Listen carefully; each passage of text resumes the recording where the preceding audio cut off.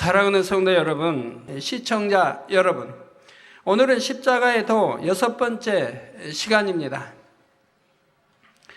지난 시간에는 하나님께서 에덴 동산 안에 선악과를 두신 이유에 대해서 설명했습니다. 사람에게 진정한 행복을 주시고자 선악과를 만들어 두셨다 했지요. 사람이 불행을 체험해보지 않으면 행복에 대해서도 느낄 수가 없습니다. 슬픔과 고통을 겪고 불행을 체험해 보아야 참된 행복의 가치를 마음에서부터 깨달을 수 있고 자신이 행복하다는 사실을 중심에서 감사할 수 있죠. 저번에 어떤 분이 그만 어떤 중독사고로 해서 눈이 보이지 않게 됐습니다. 완전히 감겨서 보이지 않게 됐는데 제 기도를 받고 바로 그냥 얼마 안 돼서 이제 뜨여서 보게 됐죠. 그분의 간증이 그렇습니다. 이제 소경이 얼마나 참 답답하게 참 보이지 않는 분이 살아가는 것을 알게 됐다고 이렇게 말씀합니다. 그러니까 보인다고 하는 것이 얼마나 감사한데 우리는 처음부터 보기 때문에 감사할 줄을 모르죠. 그러나 보이지 않는 분들은 얼마나 이 아름다운 세계를 볼 수도 없고 부지개도 볼 수도 없고 해달도 볼 수도 없고 구름도 볼 수 없고 얼마나 참 안타까운 삶을 살아갑니까? 그런 우리 성도님들도 신속하게 금년에는 하나하나 다 응답받아 다 보시는 분들이 되시길 바랍니다. 이렇게 볼 수 있다고 하는 게 이렇게 상대성, 어떤 체험 속에서 중심에서 감사할 수가 있는 겁니다. 이처럼 상대성을 체험해서 알 수 있게 하시고자 하나님께서는 선악과를 만들어 두셨는데 이 선악과는 생명나무 실과와 함께 있었습니다. 하나님께서는 서로 상대성을 가진 이 두 종류의 나무를 같이 두시고 아담에게 각각에 대해서 설명을 해 주셨지요. 생명과일은 영원한 생명을 주는 과일이지만 선악과는 사망을 주는 과일임을 알려주셨습니다. 사망이 어떤 것인지, 사망의 고통이 어떤 것인지를 세세히 설명해 주시고 그런 고통을 당하지 않도록 선악과를 먹지 말라 하셨지요. 그러나 하나님의 명령에 순종하는 것은 아담의 자유의지 가운데 두심으로 스스로 선택할 수 있게 하셨습니다. 죄악과 사망을 겪어보지 못한 아담은 하나님께서 설명해 주신 내용을 명심할 수 없었고 결국 사단의 미혹에 넘어가서 선악과를 따먹고 말았지요. 그런데 어떤 사람은 이런 질문을 합니다. 아담에게 죄가 없는데 어떻게 범죄할 수 있습니까? 아담에게 악이 있으니 선악과를 따먹은 것이 아닙니까? 하는 것입니다. 그러나 아담에게 처음부터 어떤 악이 있어서 선악과를 따먹은 것은 아닙니다. 처음에 아담이 선악과를 따먹은 것 자체는 악이 있기 때문이 아니라 악을 받아들일 수 있는 자유의지가 있기 때문입니다. 이 자유의지에 따라 하나님께 불순종하고 선악과를 따먹음으로 악이 성립되었고, 이로 인해 악이 무엇인지 알게 된 것입니다. 곧 선한 것만 알았던 아담이 이제 악한 것, 육적인 것에 대해서도 알 수 있는 눈이 뜨이게 된 것이지요. 오늘날 사람들이 죄악으로 물들어가는 과정을 보아도 아담에게 악이 들어온 과정을 이해할 수가 있습니다. 예를 들어 자꾸 남을 때리는 어린아이를 보아도 처음부터 남을 때리는 아이였던 것은 아닙니다. 물론 원죄를 타고났기에 죄성 자체는 있지만 실제로 때리는 악한 습관이 들기까지는 그것을 받아들이는 과정이 필요하지요. 먼저는 다른 사람이 때리는 것을 보고 자신도 따라 해보게 됩니다. 다른 아이를 딱 때리니까 맞은 아이가 울지요. 그러니 재미가 있어서 한 번, 두 번 반복하게 됩니다. 자꾸 반복하다 보면 나중에는 남을 때리는 행함이 완전히 자리를 잡아 습관적으로 남을 때리는 아이가 되는 것입니다. 어른들이 술, 담배를 배울 때도 마찬가지입니다. 처음 마시고 피울 때는 그 맛을 잘 몰랐는데 자꾸 마시고 피우고 하다 보니 점점 맛을 들여갑니다. 담배 배우신 분이 처음부터 맛있는 분 어디 있었습니까? 매캐하고 어지럽고 그냥 기침이 나오고 영 싫죠. 이런 걸 왜 피우나? 그러면서도 친구들이 피우니, 학생 있을 때 피우니 한 번, 두 번 따라서 자꾸 하게 됩니다. 그러다가 결국은 맛을 알게 되지요. 맛이 이제 들여집니다. 습관에도 맛이 들여지면 그 다음에는 끊으려고 해도 이렇게 되지 않는, 절제할 수 없는 이런 중독이 되어 가는 것을 보게 됩니다. 술도 마찬가지입니다. 술이 우리 몸에 유익을 주지 못하는 것인데도 한 번, 두 번 마시고 취하고 취하다 여러 가지 이제 잔말도 일 하다 보면 이제는 그거에 의존하게 되고 결국은 이제 절제할 수 없는 경지까지 들어가고 이제 술로 인해서 몸도 상하게 되고 여러 이제 부작용이 낳게 되죠.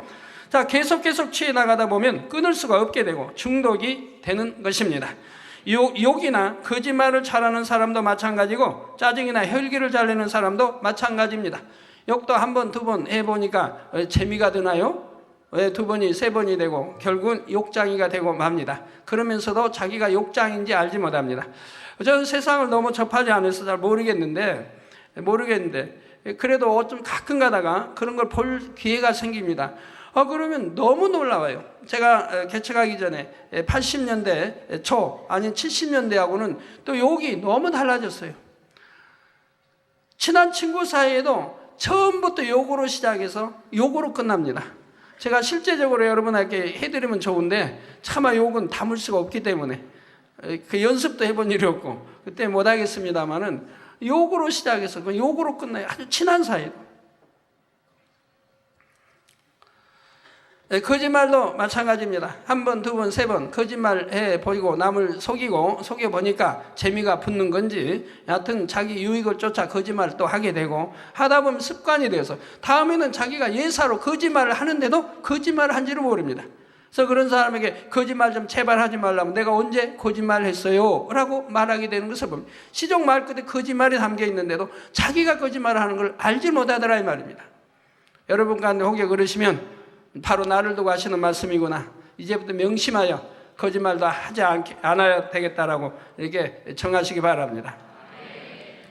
짜증도 마찬가지고 혈기도 마찬가지입니다. 짜증함 내기 시작해서 두 번, 세 번이 되면 결국 짜증 부리는 남편이 되고 아내가 되는 것이고 어머니가 되는 것이죠.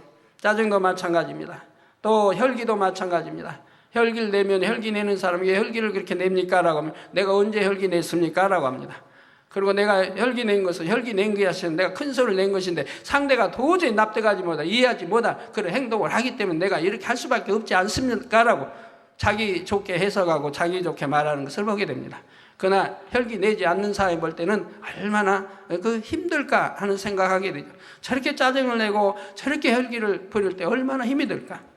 그리고 짜증 같은 것도 많이 내는 사람은 얼굴에 안 예쁘지 않은 주름들이 생기는 거 여러분 아셔야 됩니다. 그러니 이런 짜증도 내지 마시고 혈기도 내지 마시고 거짓말도 하지 마시고 욕도 하지 마시고 그러면 얼마나 거룩한 하나님의 자녀가 될 수 있겠습니까? 자, 죄악들을 자꾸 자기 안에 받아들이니까 자신의 것으로 깊이 심어지고 자리 잡는 것이지요. 성도 여러분, 사람이 뱀의 미혹을 받아들이고 선악과를 따먹은 결과는 무엇입니까? 정령 죽으리라 하신 하나님의 말씀과 같이 사망에 이르는 것이었지요. 곧 영이 죽어서 하나님과의 교통이 끊어지고 원수마귀 사단의 종이 되고 말았던 것입니다. 로마서 6장 16절에 보면 너희 자신을 종으로 들여 누구에게 순종하든지 그 순종함을 받는 자의 종이 되는 줄을 너희가 알지 못하느냐? 혹은 죄의 종으로 사망에 이르고 혹은 순종의 종으로 의에 이르느니라 했습니다. 자, 혹은 죄의 종으로 사망에, 즉 죄의 순종에 나가면, 죄를 지어 나가면 죄의 주관자인 원수마귀에게 지금 순종하고 있다 이 말입니다. 그러므로 그 결과는 사망에 이르게 된다. 사망은 지옥을 말합니다. 또 혹은 순종의 종으로 의에 이른다. 순종의 종, 우리가 순종의 종 하나님, 우리가 하나님 앞 주님 앞에 순종해 가면 결국 의에 이르고 성결되지요. 의에 이르러서 바로 천국에 영생을 얻어 천국에 들어가게 된다는 것이지요. 이 말씀처럼 아담은 죄에게 순종함으로 어둠의 주관자인 원수 마귀의 종이 되고 만 것입니다. 이때 아담은 자신이 가지고 있던 모든 권세도 원수 마귀에게 넘겨주게 되었지요. 창세기 1장 28절을 보면 하나님이 그들에게 복을 주시며 그들에게 이르시되, 즉 아담 하와에게 이르시되 생육하고 번성하여 땅에 충만하라. 땅을 정복하라. 바다의 고기와 공중의 새와 땅에 움직이는 모든 생물을 다스리라 하셨습니다. 이 말씀대로 첫사람 아담에게는 만물을 다스리는 권세가 있었지요. 그런데 아담이 원수 마귀의 종이 되므로 아담이 만물의 주관자로서 가졌던 모든 권세와 영광도 원수 마귀에게 넘어간 것입니다. 누가복음 4장 6절에서도 이런 사실을 알 수가 있습니다. 원수 마귀가 예수님 앞에 천하 만국을 보여주면서 말하기를 이 모든 권세와 자기가 가지고 있는 모든 권세와 그 영광을 내가, 즉 이 마귀 내가 내게, 즉 예수 내게 주리라. 이것은 내게 넘겨준 것이므로 나의 원하는 자에게 주노라 했지요. 즉 처음부터 하나님의 권세를 주신 게 아니고 누가 넘겨줬다 이 말입니다. 넘겨준 것이므로 나의 원하는 자에게 주노라. 자, 여러분이 어떤 이런 책을 저에게 줬다고 합시다. 제가 줬으면 이미 이제 제 것입니다. 제 것이면 제가 원하는 사람에게 다시 줄 수 있지 않습니까? 넘겨줄 수 있지요.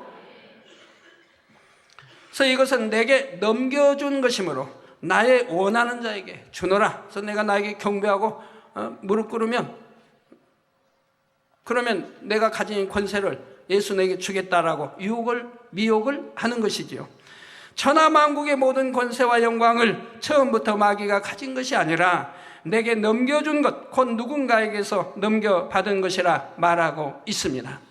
이는 바로 아담으로부터 넘겨받았던 것입니다. 즉 아담에게 하나님이 이런 권세를 주셨기 때문에, 그리고 나서 넘겨줬기 때문에 아담은 이런 권세를 잃어버리고 말았다 이 말입니다.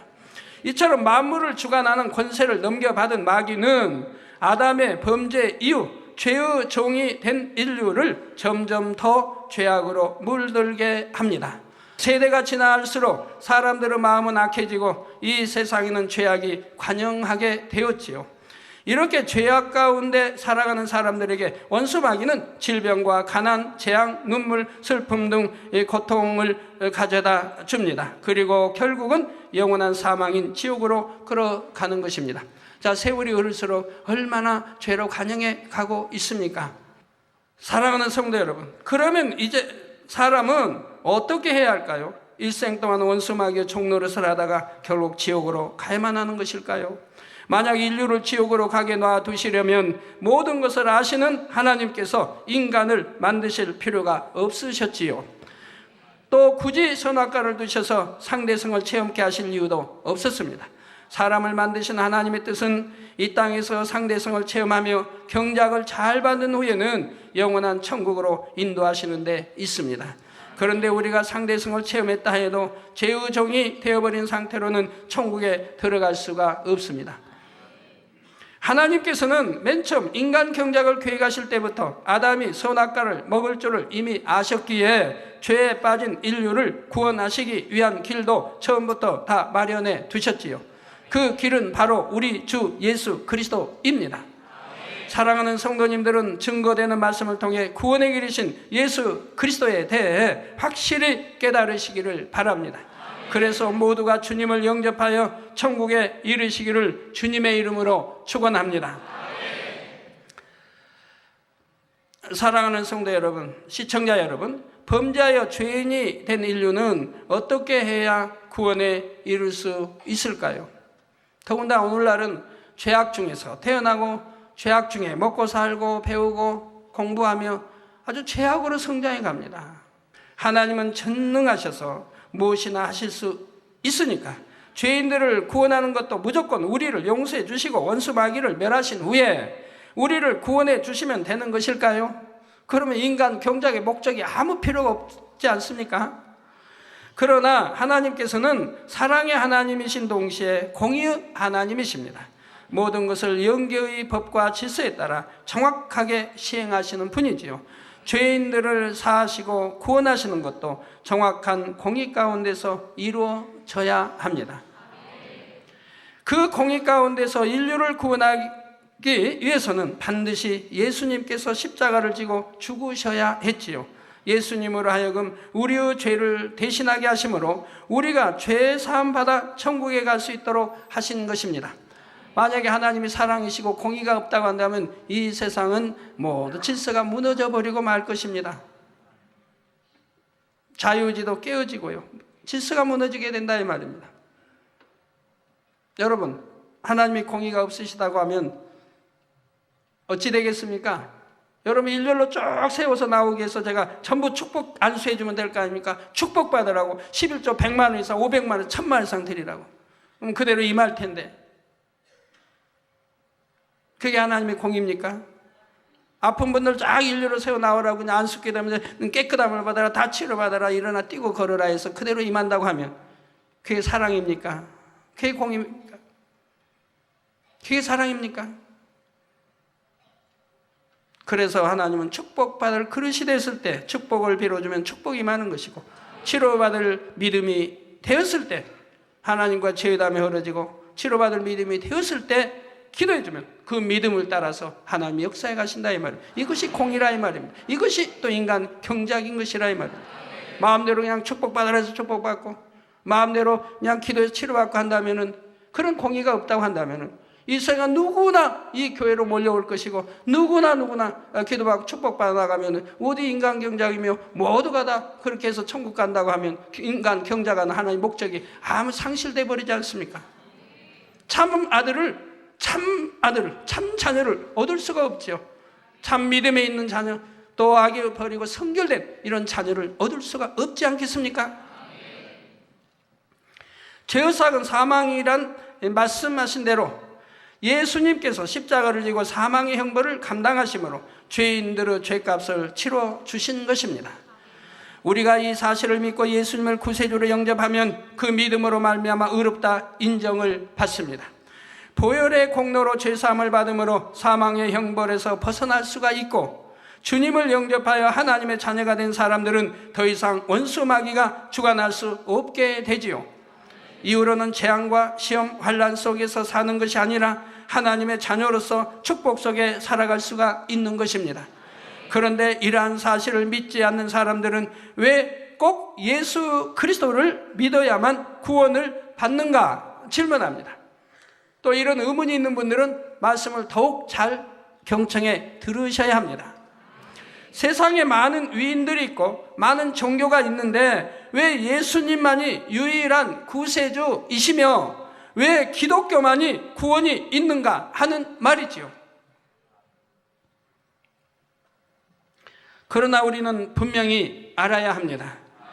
사도행전 4장 12절에 다른 이로서는 구원을 얻을 수 없나니 천하 인간의 구원을 얻을 만한 다른 이름을 우리에게 주신 일이 없음이니라 했습니다. 다른 이름, 즉 예수 그리스도, 예수 외에 다른 이름을 우리에게 주신 일이 없다고 말씀합니다. 예수님 외에는 세상 어떤 사람도 구세주가 될 수 없으며 예수님을 구세주로 영접하지 않고는 어느 누구도 구원을 받을 수가 없습니다. 그렇다면 왜 예수님만이 우리의 구세주가 될 수 있을까요? 바로 영계의 법칙 때문입니다. 이 세상에도 세상의 법이 있듯이 영의 세계에서도 영계의 법칙이 있습니다. 사람이 사망으로 가는 것도 죄사함을 받고 구원에 이르는 것도 모두가 이 영계의 법칙에 의한 것이지요. 아담이 범죄한 후 인류가 사망으로 가게 된 것도 죄의 삭은 사망이라는 영계의 법칙 때문이었습니다. 범죄함으로 원수마귀 사단의 종이 된 것도 사람이 누구에게 순종하든지 그 순종함을 받는 자의 종이 된다는 영계의 법칙에 의한 것이었지요. 마찬가지로 사람이 사망이라는 형벌에서 놓여 구원받을 수 있는 것도 영계의 법칙에 따라야 합니다. 그렇다면 죄인인 인류는 어떤 영계의 법칙에 따라 죄사함을 받고 구원받을 수 있는 것일까요? 우리는 성경에서 그 답을 찾을 수가 있습니다. 성경에 보면 토지 무르기의 법칙이라는 것이 있습니다. 레위기 25장 23절에서 25절에 토지를 영영이 팔지 말 것은, 영영이 팔지 말 것은 토지는 다 내 것입니다. 즉 아버지 하나님의 것이라 이 말입니다. 너희는 나그네요 우거하는 자로서 나와 함께 있느니라. 우리 본향집은 천국 아닙니까? 우리 아버지 하나님이 계시는 천국이 우리 본향집이라 이 말입니다. 이곳은 나그네요 우거하는 자라 이 말입니다. 나그네 우거하는 자로서 나와 함께 있느니라. 너희 기업의 온 땅에서 그 토지 무르기를 허락할지니 만일 너희 형제가 가난하여 그 기업 얼마를 팔았으면 그 근족이 와서 동족에 판 것을 물을 것이요 했습니다. 그 근족이 와서. 이는 이스라엘의 토지 거래에 관한 법인데 단순히 육적인 토지에 대한 법이 아니라 영적으로는 흙으로 지음받은 사람에게도 적용되는 영계의 법칙입니다. 하나님께서는 이스라엘 백성들에게 각 지파와 가족에 따라 가나안 땅을 분배하셨습니다. 그러나 근본적으로 모든 토지는 하나님의 것이므로 토지를 분배받았다 해서 마음대로 팔 수는 없습니다. 만약 가난하여 토지를 팔게 될 때는 그 근족이라도 대신 토지의 값을 지불하고 다시 물으도록 하셨지요. 일반적으로 세상에서는 땅 주인이 한번 팔았으면 그 다음은 산 사람의 뜻에 달려 있습니다. 산 사람이 돈을 받고 돌려주면 다행이지만 돈을 줘도 되팔지 않겠다 하면 어쩔 수가 없죠. 돈을 거부로 줄 테니까 팔으라 해도 팔지 않으면 어쩔 수가 없는 것이라 이 말입니다. 그런데 이스라엘의 법에는 토지를 산 사람이 되팔기를 원하지 않는다 해도 판 사람의 근족이 와서 값을 지불하면 반드시 그 땅을 돌려줘야 한다는 것입니다. 바로 이렇게 토지를 무르는 법칙 안에 죄인된 인류가 구원받을 길이 제시되어 있습니다. 하나님의 소유인 토지를 팔고 사는 법은 근본 흙으로 지음받은 사람에게도 직접 관계되는 법이기 때문이지요. 창세기 3장 19절에 보면 내가 곧 아담이 얼굴에 땀이 흘러야 식물을 먹고 필경은 흙으로 돌아가리니 그 속에서 내가 취함을 입었음이라. 너는 흙이니 흙으로 돌아갈 것이니라 하신 하나님의 말씀이 나옵니다. 그리고 창세기 3장 23절에는 여호와 하나님이 에덴 동산에서 그 사람을 내어 보내어 그의 근본된 토지를 갈게 하시니라 했지요. 마태복음 13장이나 누가복음 8장에 보면 예수님께서는 사람의 마음을 곧 토지에 비유하여 설명하고 계십니다. 그래서 근본된 토지, 여호와 하나님이 에덴 동산에서 그 사람을 내어보냈다 이 말입니다. 내어보냈다. 즉 성경에 보면 에덴 동산에서 쫓아내버리죠. 쫓아내버려. 저주받아 쫓겨납니다. 내어보냈다 이 말입니다. 그리고 이제 그 흙으로, 이 땅에서 흙으로 빚어 이제 창조했기 때문에 다시 이제 이 근본된 토지를 갈게 있다고 내쫓았다 이 말입니다. 그런데 많은 신학자도 많은 사람들이 성경을 오해함으로 에덴 동산이 저 중동에 있지 않나 하고 중동 사막지대를 더듬고 있다 이 말이에요. 지금도 그런 사람이 있다고 한다 이 말이에요. 어딘가는 있을 거라고. 엉뚱한 데서 찾고 있다 이 말이에요. 그리고 찾다 못 찾으니까 어느 날 또 그런 사람이 있다면 아마 그냥 성경의 기자가 기록 하나에 뭐 이상한 기록한 거에 불과하다고 또 이런 사람이 있다 이 말이에요. 에덴 동산은 지금도 현존한다는 사실입니다. 왜? 하나님이 말씀했잖아요. 그룹들로 지키게 했으니까 영원히 있는 것이지요. 또 화영검으로, 두루도는 화영검으로 지키게 했으니까 영원히 있다 이 말입니다. 그거 어디 있느냐? 여러분들은 너무 잘 아시죠. 창세기 강의를 통해 들으셨고 에덴동에 어디 있는가? 영안이 열려서 많은 분들이 또 보았던 것이고요. 이처럼 흙으로 지음받은 사람이 원수 마귀의 손에 넘어갔다가 다시 하나님께로 돌아올 수 있는 법칙과 팔았던 토지를 다시 무르는 법칙과는 직접적인 연관이 있는 것입니다. 이스라엘의 모든 토지가 하나님의 소유인 것처럼 아담과 그가 가지고 있던 권세 또한 하나님께 속한 것으로 영영이 팔 수는 없게 규정해 놓으신 것입니다. 하나님이 낳으신, 창조하신 아담 하와의 하나님의 생명의식 정자 난자를 주어서 잉태돼 나온 우리 모든 후손들은 전부 원래는 하나님의 것이라 이 말입니다. 그러므로 영영이 팔 수는 없다 이 말입니다. 살 수 있는 자격이 있는 사람이 나오면 사면 된다 이 말입니다.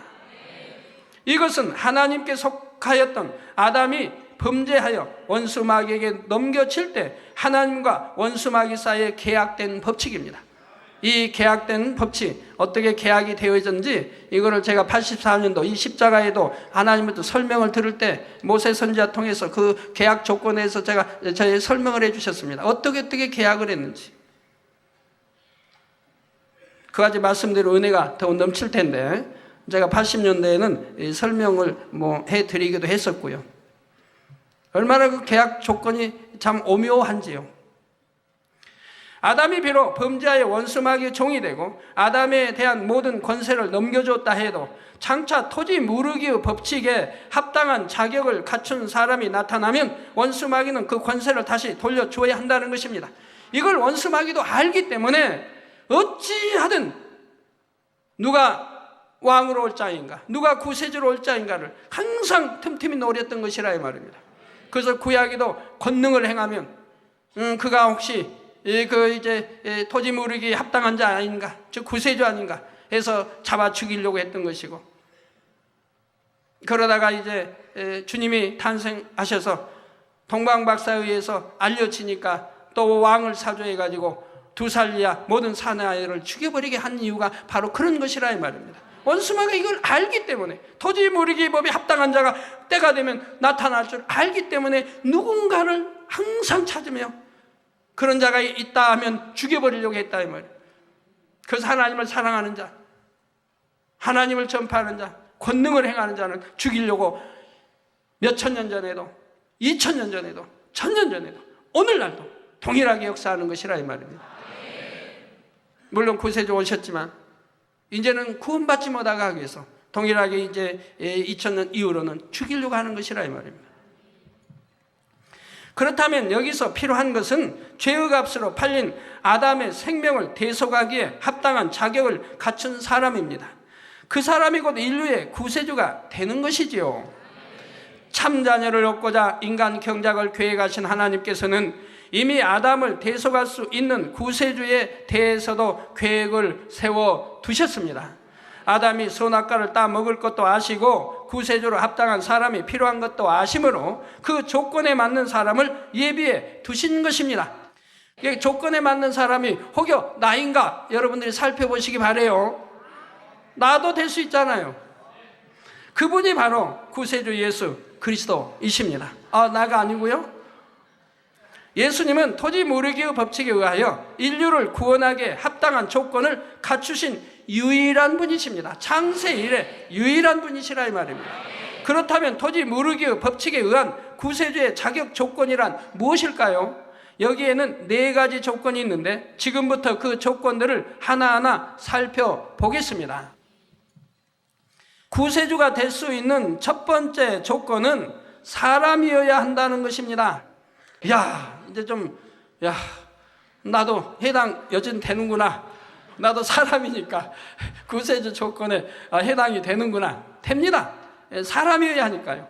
여러분도 다 사람이니까 개나 돼지나 이런 짐승이 아니라 사람이라면, 그러니까 자격 조건 4가지 중에 한 가지는 해당이 되죠. 앞서 토지 무르기의 법칙에서 레위기 25장 25절에 만일 너희 형제가 가난하여 그 기업 얼마를 팔았으면 그 근족이 와서 동족에 판 것을 물을 것이요 했습니다. 토지를 팔았을 때 되찾아올 수 있는 사람의 조건은 바로 근족이라야 한다 했지요. 죄값으로 원수마귀 사단에게 팔린 사람을 대속할 때도 반드시 아담의 근족이라야 합니다. 아담의 근족이라는 것은 아담과 같이 영과 혼과 육을 다 가진 존재를 말하지요. 그래서 고린도전서 15장 21절 22절에도 사망이 사람으로 말미암았으니 죽은 자의 부활도 사람으로 말미암는도다. 아담 안에서 모든 사람이 죽은 것 같이 그리스도 안에서 모든 사람이 삶을 얻으리라 했습니다. 즉 사망이 사람, 즉 아담으로 인해서 왔으므로 죽은 자의 부활도 사람으로 말미암는다. 즉 사람이어야 우리 구세주가 될 수 있다 이 말입니다. 그렇기 때문에 우리 구세주가 될 수 있는 조건, 네 가지 조건 중에 하나가 사람이어야 한다는 것입니다. 이처럼 사람의 죄값을 대신 치르기 위해서는 사람이 되어야 하기 때문에 구세주이신 예수님도 사람이어야 했습니다. 그런데 예수님은 하나님의 아들이시며 창조주 하나님으로부터 분리되어 신으로서의 능력과 권세와 영광을 가진 분이시지요. 그렇다면 이런 예수님께서 어떻게 사람의 근족이 될 수 있으실까요? 요한복음 1장 14절 전반절에 보면 예수님에 대해 말씀이 육신이 되어 우리 가운데 거하심에 했는데 요한복음 1장 1절 후반절에는 말씀은 곧 하나님이라 했습니다. 즉 말씀이 육신이 이 땅에 우리 가운데 거하셨는데 이곳 말씀은 하나님이라 이 말입니다. 말씀이 육신이 되었다. 곧 말씀이신 하나님께서 살과 뼈를 가진 사람의 몸을 입고 이 땅에 오셨다는 뜻입니다. 사람이어야 하기 때문에 우리 주님도 영혼육을 지니셨습니다. 그래서 십자가에서 운명하실 때 우리 주님이 하나님 아버지께 어떻게 기도합니까? 아버지여 내 영혼을 받으옵소서. 즉 영과 혼이 있고 몸이 육이 있고 우리 사람의 동일하다 이 말이에요. 그러니까 우리 사람의 성령으로 잉태되 나셨어도 근족이 될 수 있는 것이라 이 말입니다. 이해가 되시는지요? 이건 생명과 직결되는 말씀이기 때문에 여러분들이 분명하게 이해하고 양식 삼아서 어느 누구에게도 미혹받아서는 아니 됩니다. 예수님은 사람의 죄를 대속하시기 위해 사람의 몸에서 태어나셨으며 사람처럼 성장하는 과정도 겪으셨지요. 사람이셨기 때문에 주무시기도 하고 배고픔과 목마름, 기쁨과 슬픔을 느끼기도 하셨습니다. 성경에 보면 다 나오죠. 우리 주님 고물에 배에 주무시는 장면도 나오고 또 잡수시는 장면, 또 목마르다 하시고 또 물을 찾으시는 장면도 나오지요. 그리고 기뻐하시는 장면도 나오고 슬퍼해서 눈물을 흘리시는 장면도 나오는 것을 볼 수가 있습니다. 애통하셔서. 또한 채찍에 맞고 십자가에 달리실 때는 피도 흘리시고 고통도 느끼셨지요. 역사적으로도 예수님께서 사람으로 이 땅에 오셨다는 확실한 증거가 있습니까? 있습니다. 여러분들의 가정마다 다 있습니다. 여러분들의 안방에도 증거가 있습니다.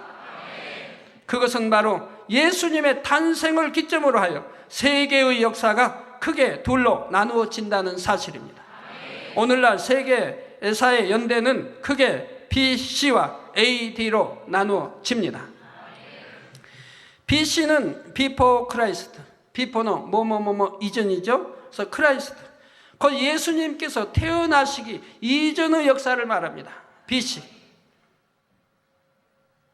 또 AD는 에노우 도미나이, 이는 주님의 연대라는 뜻으로서 예수님 탄생 이후의 역사를 말하죠. 지금이 서기 2005년이라는 것은 곧 예수님께서 사람으로 이 땅에 태어나신 때로부터 2005년이 되었다는 의미입니다. 이게 우리가 믿는 구세주 예수님이 실제 말씀이 육신이 되어 이 땅에 오셨고 우리와 함께 거했다는 사실, 역사가 증거한다 이 말입니다. 그래서 믿지 않는 사람은 안방에도 이 달력은 있는데 이 달력에 2005년이라는 뜻이 예수님이 이 땅에 오신 지가 2005년이 되었다는 뜻이라 이 말입니다. 믿습니까? 믿고 안 믿고 어디 있어요? 그냥 사실인데. 이처럼 역사적인 기준 자체가 예수님의 탄생 시점인 것만 보아도 예수님께서는 분명히 사람으로 이 땅에 오셨음을 알 수가 있습니다. 예수님은 하나님의 아들이시지만 사람으로 오셨기에 구세주의 첫 번째 조건을 충족시킬 수가 있었습니다. 둘째로 인류의 구세주가 될 수 있는 조건은 아담의 후예가 아니어야 한다는 것입니다. 아담의 후예는 모두 죄인입니다. 자신도 죄인이면서 다른 사람의 죄를 대신 줄 수는 없습니다. 예를 들어 형제가 있는데 동생이 빚을 많이 지고 감옥에 갈 처지가 되었다고 합시다. 이때 그 빚을 형이 대신 갚아주면 동생은 감옥에 가지 않을 수 있습니다. 그러나 형도 동생처럼 빚을 지고 감옥에 갈 처지라면 동생의 빚을 갚아줄 능력이 없습니다. 아무리 갚아주고 싶어도 못 갚아준다 이 말입니다. 토지 무르기 법에 따라 토지를 판 사람의 근족이 토지를 무르려고 해도 근족도 가난하여 자신의 토지를 판 상태라면 남의 토지를 물러줄 입장이 아니지요. 마찬가지로 사람의 죄를 대속할 구세주는 사람이어야 하지만 그와 동시에 죄인이어서는 안 됩니다. 아담이 죄를 지음으로 범죄함으로 지금 사망길로 갔는데 또 죄인이 구세주가 죄를 대속한 구세주가 될 수가 없다 이 말입니다. 그렇기 때문에 아담의 후예는 모두가 죄인이기 때문에 아담의 후예가 아니어야 된다 이 말입니다. 사람이면서도. 그런데 아담의 후손은 모두가 원죄를 가진 죄인으로서 자신이 죄로 인해 죽어야 하는 존재이기에 다른 사람의 죄를 대속해 줄 수가 없는 것입니다. 사람은 누구나 아담의 후손이며 죄인인 것입니다. 세계 어떤 나라 어떤 민족이라도 할아버지의 할아버지 이렇게 조상을 계속 거슬러 올라가면 결국 아담이라는 한 사람의 시조로 연결되지요. 그러니 사람 중에서는 아무도 구세주가 될 두 번째 조건을 충족시킬 수가 없습니다. 그런데 세상에서 오직 한 분 사람으로 오신 하나님의 독생자 예수님만은 사람이면서도 아담의 후예가 아니시기에 구세주의 조건에 합당하십니다. 자, 그러면은 여러분이 분명히 알 것은 동정녀 마리아 아담의 후예입니까 아닙니까? 아담의 후예입니까 아닙니까? 아담의 후예지요. 아담의 후예가 아니어야 하는데 동정녀 마리아는 아담의 후예예요. 그럼 아담의 후예의 핏줄을 받아 나온다고 하면 구세주가 될 수가 없습니다. 즉 아담의 후예 동정녀의 난자의 이 난자를 씨를 받아 나왔다면 구세주가 될 수 없다 이 말입니다. 그러니까 하나님은 사람이어야 하되 아담의 후예가 아니어야 하기 때문에 정자 남자 사는 남자의 정자 여자의 난자의 씨를 받고 태어나게 하신 것이 아니라 하나님의 마음 성령으로 잉태되어 나시게 했다 이 말입니다. 그러니까 아담의 후예가 되지 않는다 이 말입니다. 그런데 어찌하여 또 말씀이 육신 즉 하나님이 육신을 입고 이 땅에 오셨는데 하나님에게 거룩한 어머니가 있느냐 이 말입니다. 성모하면 거룩한 어머니 아닙니까?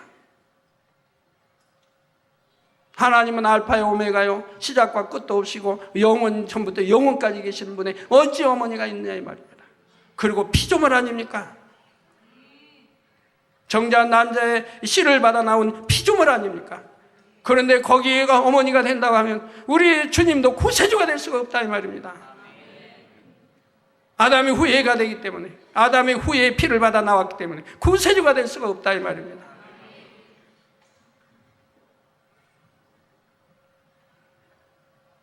인터넷을 통해 예배 참석하는 수많은 또 청취자 여러분들 전주교회 다니시는 분들도 이런 사실을 명심해야 할 것입니다. 우리 구세주가 되려면 분명히 아담의 후예가 아니어야 되는데 어떻게 아담의 후예의 핏줄을 받고 어떻게 아담의 후예의 정자는 난 씨를 받겠습니까? 그렇지 않는다고 하면 어머니가 될 수 없다는 거 아셔야죠.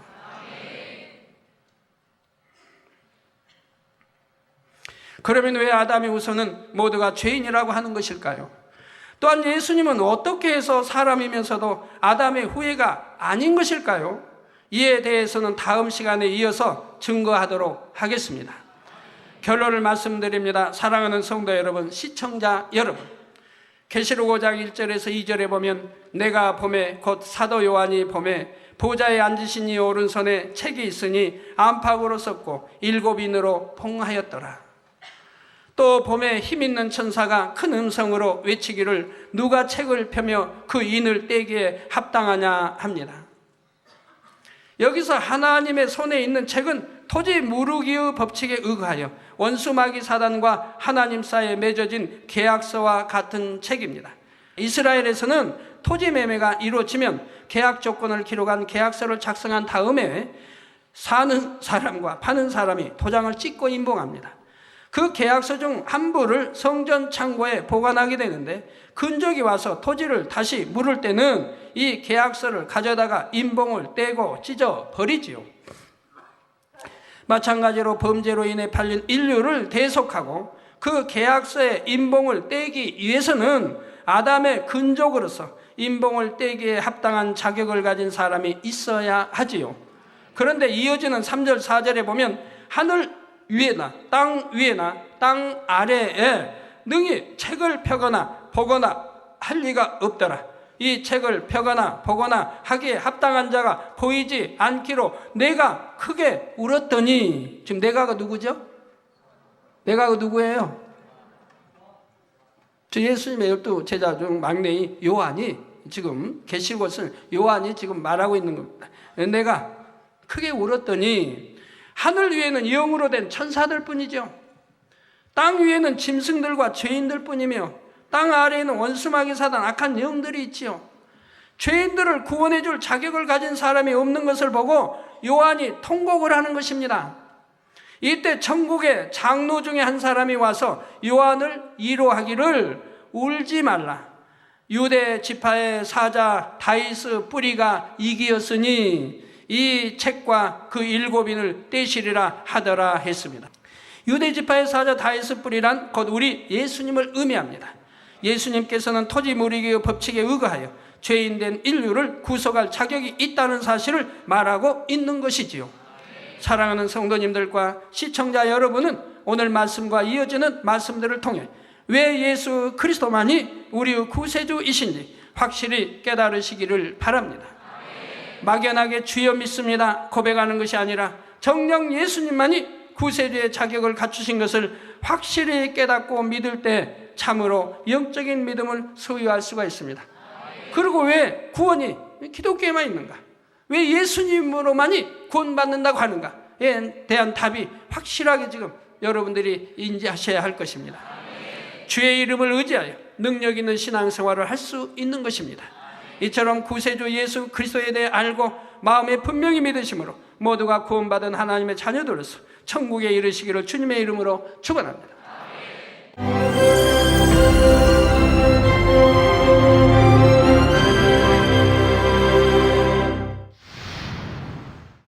할렐루야. 전능하신 사랑의 아버지 하나님, 이 시간 기도받는 모든 성도님들 위해 안수하여 주옵소서.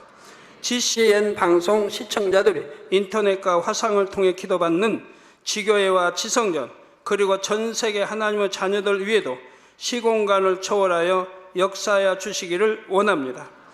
믿어지는 믿음을 주시고 부정적인 생각과 의심의 세력을 물리쳐 주옵시며 모든 시험 환난도 물리쳐 주옵소서.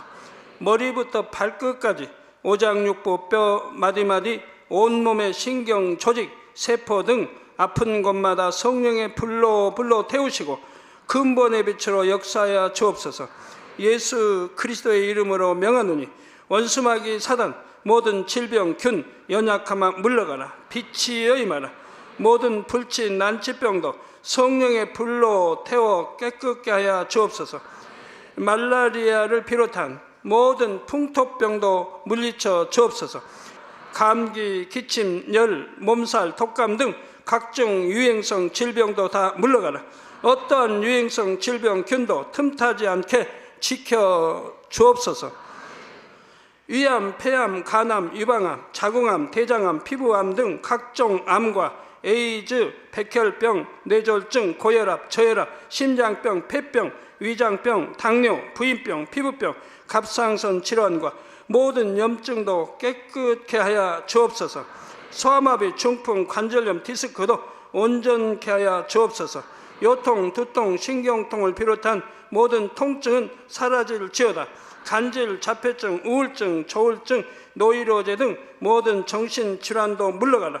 모든 마비된 것도 풀어지고 일어나 걷고 뛸지어다. 눈도 잘 보이게 하옵시고 귀도 잘 들리게 하여 주옵소서.